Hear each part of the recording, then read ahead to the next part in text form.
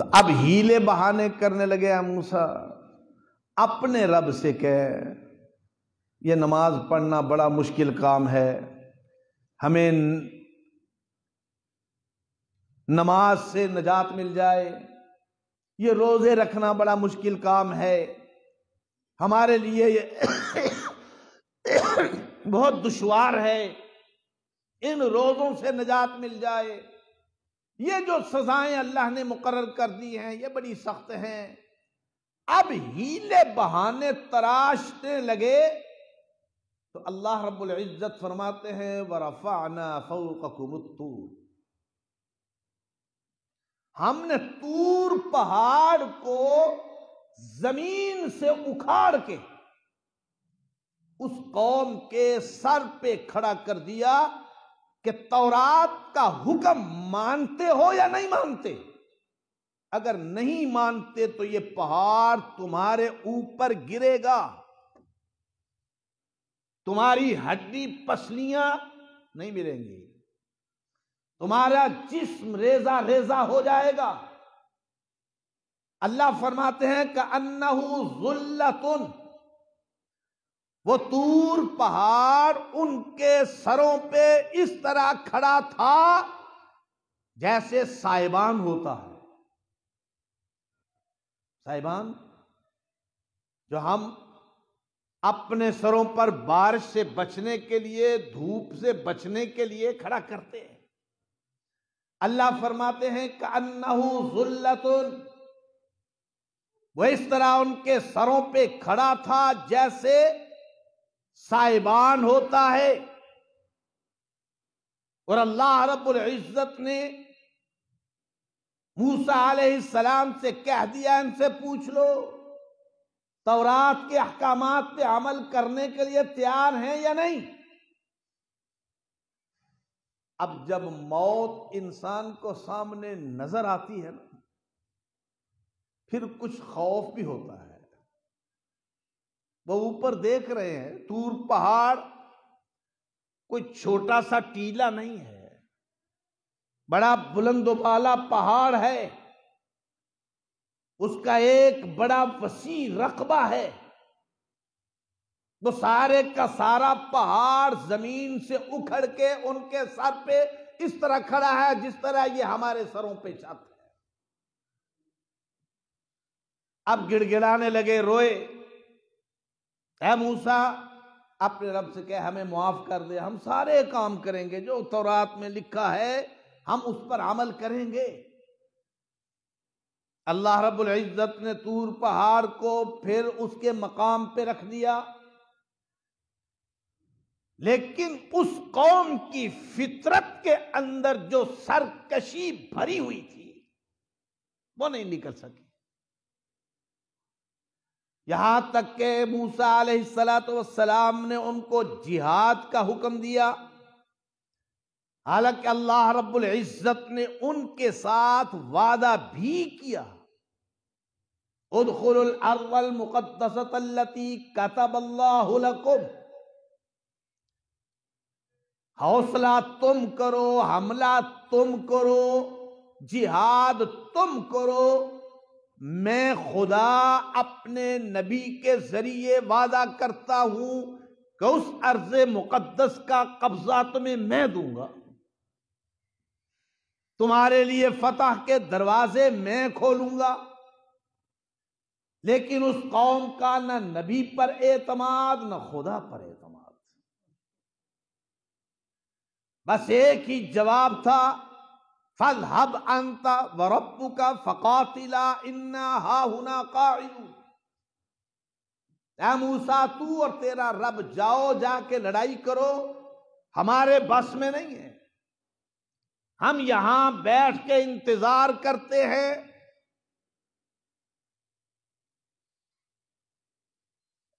دوسرے لفظوں میں اے موسیٰ لڑائی جا کے تم کرو، تمہارا رب کرے، اے نارو ہم لے لیں گے،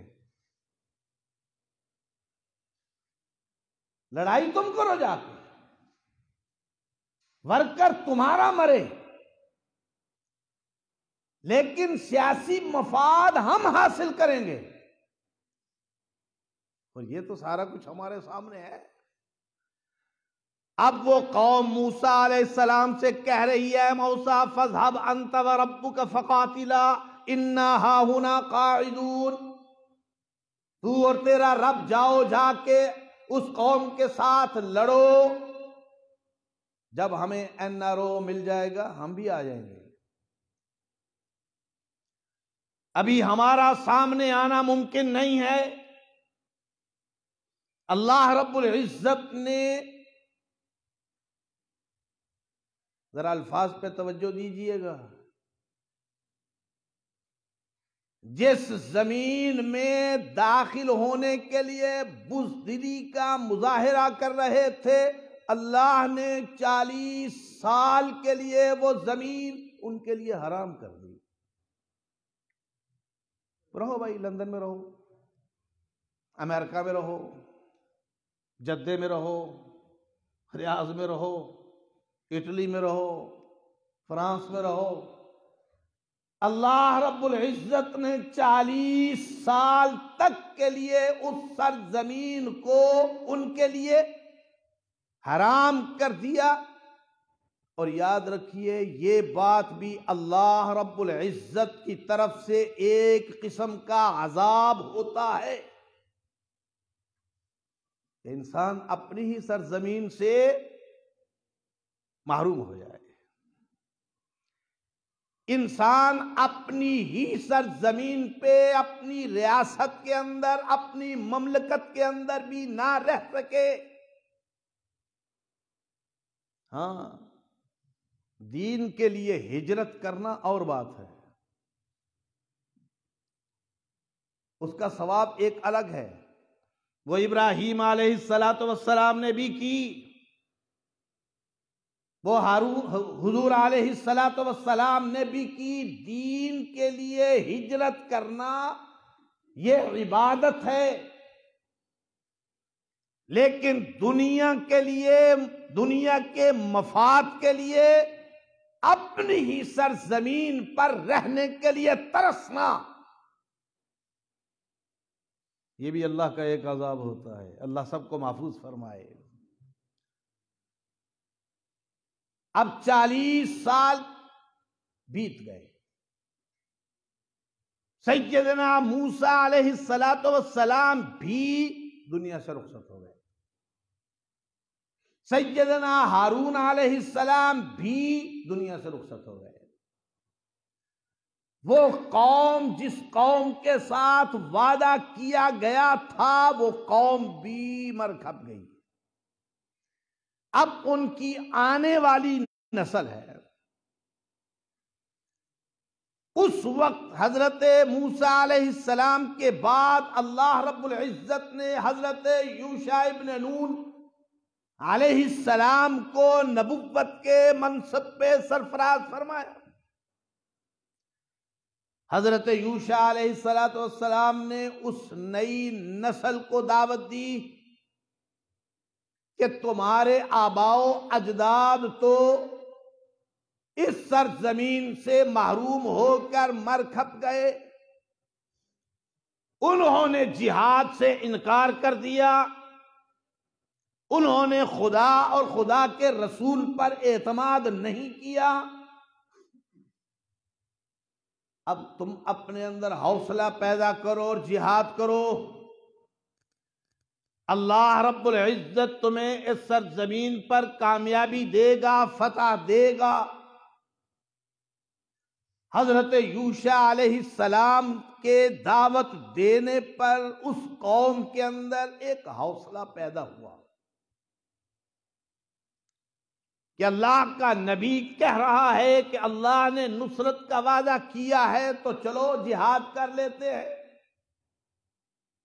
انہوں نے جہاد کیا، اللہ رب العزت نے انہیں غلبہ دے دیا، اللہ رب العزت نے انہیں ارض مقدس کا قبضہ دے دیا۔ اب یوشع علیہ السلام اپنی قوم سے یہ کہہ رہے ہیں کہ اے میری قوم، اللہ رب العزت کا حکم ہے کہ جب تم اس شہر کے اندر، جس شہر کا قبضہ اللہ نے تمہیں دیا ہے، جس شہر کی فتح اللہ نے تمہیں دی ہے، اس شہر کے اندر داخل ہوتے وقت 2 کام کرنے ہیں۔ کتنے کام؟ 2 کام۔ ایک تو یہ کہ اپنے سروں کو جھکا کے عاجزی انکساری کے ساتھ شہر میں داخل ہونا ہے، سرکش حکمرانوں کی طرح اکڑتے دندناتے ہوئے نہیں، اپنے سروں کو جھکا کے عاجزی انکساری کے ساتھ داخل ہونا ہے۔ قرآن نے یہاں لفظ استعمال کیا ہے کہ اللہ نے حکم دیا ان کو سجدہ کرتے ہوئے شہر میں داخل ہو جاؤ۔ اور یاد رکھنا، سجدے کی 2 قسمیں ہوتی ہیں۔ رکوع کی حالت میں جھکنا بھی سجدہ ہی ہے، اسی لیے اللہ رب العزت کسی کو کسی بڑے سے بڑے کے سامنے خدا کے علاوہ رکوع کی حالت میں جھکنے کی اجازت نہیں دیتے، حرام۔ فرمایا عاجزی کے ساتھ، انکساری کے ساتھ، سر کو جھکاتے ہوئے شہر کے اندر داخل ہو، اور تمہاری زبان پر ایک ہی جملہ ہو، حطۃ حطۃ حطۃ۔ حطہ اس کا معنی ہے بخشش مانگنا، یا اللہ مجھے معاف کر دے، یا اللہ مجھے معاف کر دے، یا اللہ میری بخشش کر دے۔ اب 2 چیزوں کا حکم اللہ رب العزت دے رہے ہیں۔ ایک یہ کہ عملی طور پر شہر میں داخل ہو تو عاجزی انکساری کے ساتھ، سروں کو جھکاتے ہوئے، اور دوسرا یہ کہ تمہاری زبان پر کوئی اور لفظ نہ ہو، جیسا کہ ظالم اور جابر حکمران شہروں میں داخل ہوتے وقت عجیب و غریب قسم کے نعرے لگاتے ہیں، عجیب و غریب قسم کی آوازیں نکالتے ہیں۔ نہیں، عملی طور پر سر جھکا کے اور زبانی طور پر مغفرت مانگتے ہوئے شہر میں داخل ہو جائے۔ لیکن اللہ رب العزت فرماتے ہیں فَبَدَّلَ الَّذِينَ ظَلَمُوا قَوْلًا غَيْرَ الَّذِي قِيلَ لَهُمْ، اس قوم کے کثیر طبقے نے اللہ کے حکم کو بدل دیا۔ حکم یہ تھا کہ عاجزی انکساری کے ساتھ داخل ہونا ہے، وہ داخل ہوئے دندناتے ہوئے، وہ داخل ہوئے تکبر کے ساتھ، وہ داخل ہوئے غرور کرتے ہوئے، وہ داخل ہوئے روایتی فاتحانہ انداز سے۔ حکم تھا کہ عاجزی کے ساتھ چلنا ہے، سر جھکا کے۔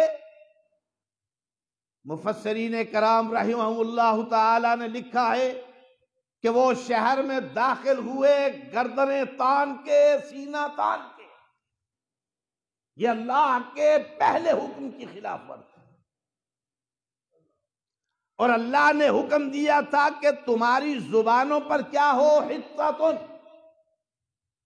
یا اللہ ہمیں معاف کر دے، یا اللہ ہمیں بخش دے۔ لیکن ان کی زبانوں پر کیا تھا؟ حنطۃ حنطۃ حنطۃ، یا اللہ ہمیں گندم چاہیے، یا اللہ ہمیں غلہ چاہیے، یا اللہ ہمیں گندم چاہیے، یا اللہ ہمیں غلہ چاہیے۔ ایک بات یاد رکھیے، میں پہلے عرض کر چکا ہوں کہ غلام قوم جس نے ذہنی طور پر غلامی کو قبول کر لیا ہو، اس کا غلامی سے نکلنے میں بڑا وقت لگتا ہے۔ غلامی سے نکلتے ہوئے ایک وقت لگتا ہے اس پر۔ اپنی ایک نسل کو، اپنے والدین کو انہوں نے نبی کی نافرمانی کر کے مرتے ہوئے دیکھا، اس سے انہوں نے اتنی عبرت تو حاصل کی کہ جہاد کو ترک کرنا ہمارے لیے نقصان دہ ہے۔ اب جہاد تو کیا، اللہ نے اپنے وعدے کے مطابق فتح بھی دے دی، لیکن اب جہاد کے بعد مفتوحہ علاقے کے اندر داخل ہونے کے لیے اللہ نے جو شرطیں رکھی تھی، اور یہ بات میں فتح مکہ کے حوالے سے جب بیان تھا تو میں یہ عرض کر چکا ہوں کہ حضور علیہ السلام جب فتح مکہ کے موقع پر شہر میں داخل ہوئے تو آپ کا شہر میں داخلے کے بعد پہلا عمل کیا تھا؟ 8 رکعت نماز نفل شکرانے کی۔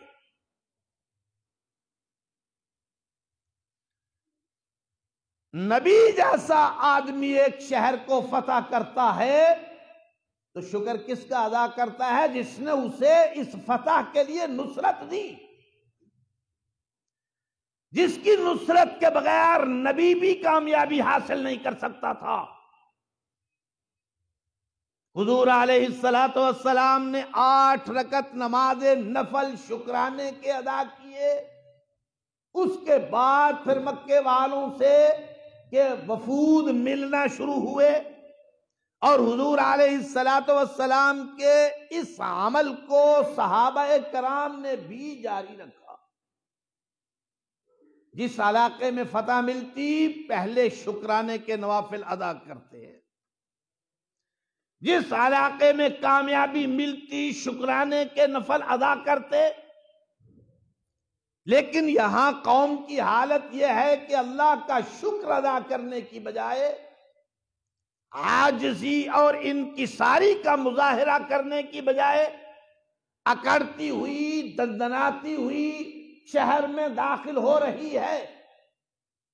فَبَدَّلَ الَّذِينَ ظَلَمُوا قَوْلًا غَيْرَ الَّذِي قِيلَ لَهُمْ فَأَنزَلْنَا عَلَى الَّذِينَ ظَلَمُوا رِجْزًا مِنَ السَّمَاءِ۔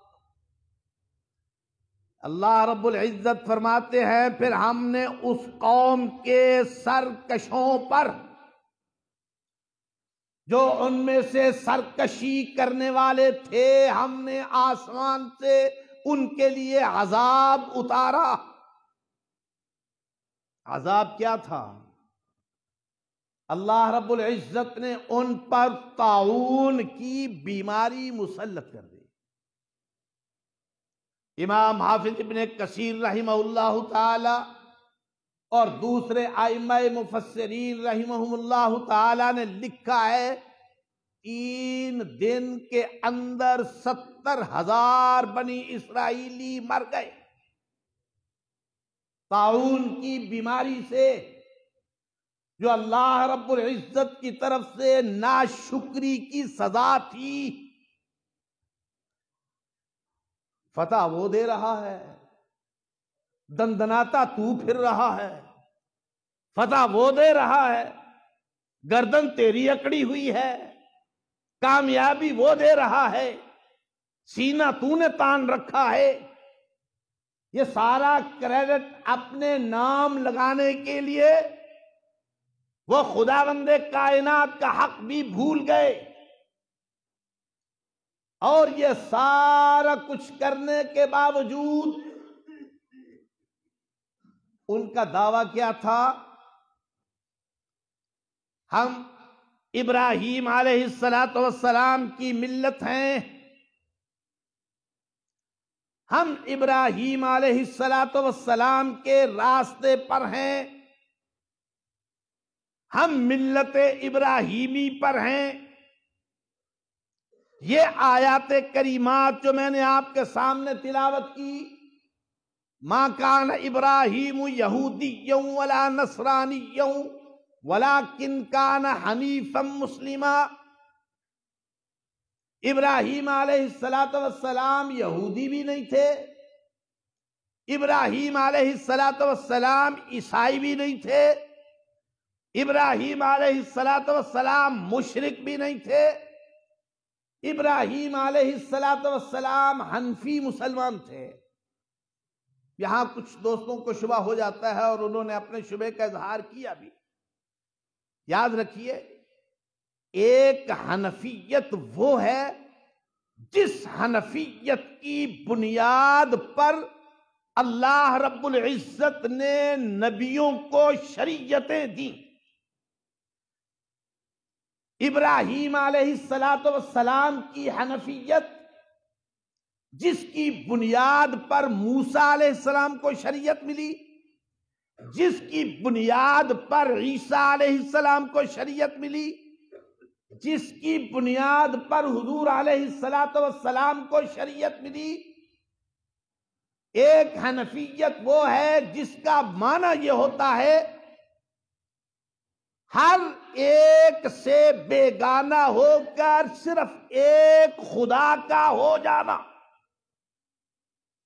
اب جب ہم اس بات کے حوالے سے بات کرتے ہیں کہ حنفی، تو امت مسلمہ کا ہر طبقہ حنفی ہے۔ امام مالک رحمت اللہ علیہ کے ماننے والے بھی کیا ہیں؟ ذرا اونچی آواز سے۔ امام شافعی رحمت اللہ علیہ کے ماننے والے بھی، امام احمد بن حنبل رحمت اللہ علیہ کے ماننے والے بھی، جتنے بھی دوسرے مکاتب فکر ہیں اسلام کے دائرے میں، سارے کے سارے حنفی ہیں، کیونکہ سارے ملت ابراہیمی۔ اور ابراہیم علیہ السلام وہ حنفی ہیں کہ جنہوں نے ہر ایک سے بیزار ہو کر صرف ایک رب سے اپنا تعلق جوڑا۔ اور مسلمن کا معنی کیا ہے؟ کہ ہر کسی کو چھوڑ کر جس ایک کو مانا ہے، اب اتباع اور پیروی بھی صرف اسی کی۔ حنفیت کا معنی کیا ہے؟ سب غیروں کو چھوڑ کے ایک خدا کو، ذرا اونچی آواز سے، ایک خدا کو ماننا۔ اور اسلام کیا ہے؟ ابراہیم علیہ السلام کو حنیف مسلمن جو کہا گیا، مسلمن اس کا مطلب کیا ہے؟ سب کو چھوڑ کر ایک خدا ہی کی اتباع اور پیروی کرنا، اس کی اتباع اور پیروی کے دائرے سے نہیں نکلنا۔ ہاں، جو چیزیں اس نے مقرر کی ہیں، رسول کی اطاعت کرو، صحابہ کرام کی اطاعت کرو۔ قرآن پاک میں خداوند کائنات نے خلفائے راشدین اور صحابہ کی اتباع کا حکم دیا ہے، بلکہ خلفائے راشدین کے بارے میں تو اللہ نے صاف لفظوں میں کہا ہے، فَمَنْ كَفَرَ بَعْدَ ذَلِكَ فَأُولَئِكَ هُمُ الْفَاسِقُونَ۔ اللہ اپنے وعدے کے مطابق جن کو منصب خلافت پر بٹھائے گا، اس کے بعد اس منصب خلافت پر آنے والوں کی جو بھی مخالفت کرے گا، قرآن کی روح سے وہ فاسق ہے۔ جو ان کی ناقدری کرے گا، ومن کفر، جو ان کا انکار کرے گا یا ان کی ناقدری کرے گا، اللہ رب العزت نے جن جن کی اتباع کا حکم دیا ہے وہ بھی اللہ ہی کی اطاعت ہے۔ اور ایک حنفیت ہے فروعی، ایک حنفیت ہے اصولی، اس میں پوری امت مسلمہ حنفی ہے۔ اور ایک ہے فروعی یعنی فقہ کے اعتبار سے، وہ ہے صرف امام اعظم ابو حنیفہ رحمت اللہ علیہ کے ماننے والوں کو حنفی کہا جاتا ہے، جیسے امام شافعی رحمت اللہ علیہ کی تقلید کرنے والے شافعی ہیں، امام مالک رحمت اللہ علیہ کی تقلید کرنے والے مالکی ہیں، امام احمد بن حنبل رحمت اللہ علیہ کی تقلید کرنے والے حنبلی ہیں، امام داؤد ظاہری کی تقلید کرنے والے ظاہری ہیں۔ یہ فروع ہے۔ ہماری خوش قسمتی یہ ہے کہ ہم اصول میں بھی حنفی ہیں، ہم فروع میں بھی حنفی ہیں، ہماری خوش قسمتی یہ ہے۔ کوئی اصول میں حنفی ہے، فروع میں مالکی ہے، کوئی اصول میں حنفی ہے، فروع میں شافعی ہے، کوئی اصول میں حنفی ہے، فروع میں حنبلی ہے۔ ہم الحمدللہ اصول میں بھی حنفی ہیں اور فروع میں بھی، باقی انشاءاللہ العزیز آئندہ جمعے کو۔ وآخر دعوانا ان الحمدللہ۔